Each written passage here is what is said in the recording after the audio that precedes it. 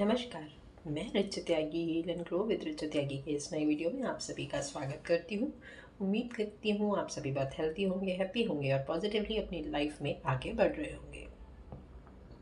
दोस्तों, कई बार हम सभी ये कह देते हैं कि जो हुआ चलो अच्छा हुआ, या जो होता है अच्छे के लिए होता है। हालांकि ये बात हर जगह हर बात पर लागू नहीं होती, लेकिन कई बार ये बात सही होती है। इसी पर बेस है आज की हमारी ये कहानी।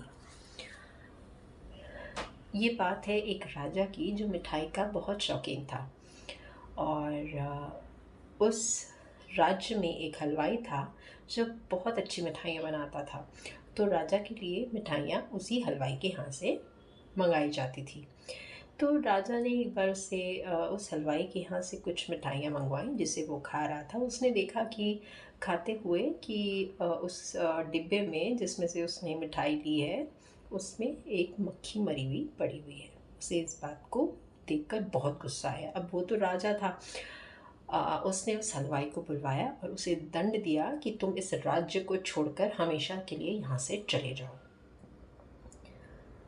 वो मरता क्या ना करता, वो हलवाई वहाँ से अपना पूरा घर बार जितना सामान लेके जा सकता था वो राज्य छोड़ के दूसरे राज्य में चला गया।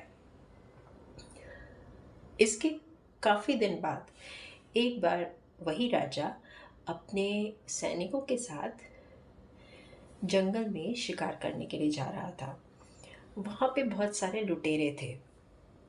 लुटेरों ने सभी जो राजा के सैनिक थे उनको मार दिया और वहाँ से सारा उनका सामान लेकर चले गए। जैसे तैसे राजा अपनी जान बचाकर वहाँ से भागा। भागते भागते वो एक राज्य में पहुँच गया। वो सबसे मदद की गुहार लगाता, कहता मेरी कुछ मदद कर दो। मुझे अपने राज्य का नाम लेता कि वहाँ जाना है, मुझे मेरी मदद कीजिए। लेकिन कोई उसे नहीं सुन रहा था। सब उसे बेकारी समझकर छोड़ देते।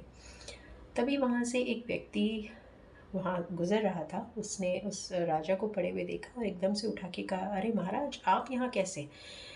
तो राजा ने उसको देखा कि भाई तुम कौन हो?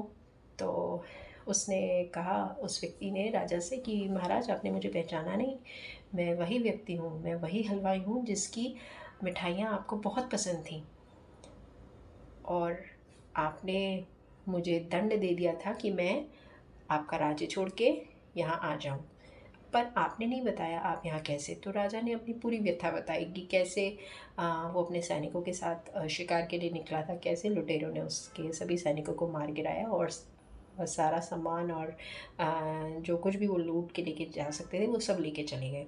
जैसे तैसे राजा अपनी जान बचा के आया। ये सब उसने उस व्यक्ति को बताया राजा ने।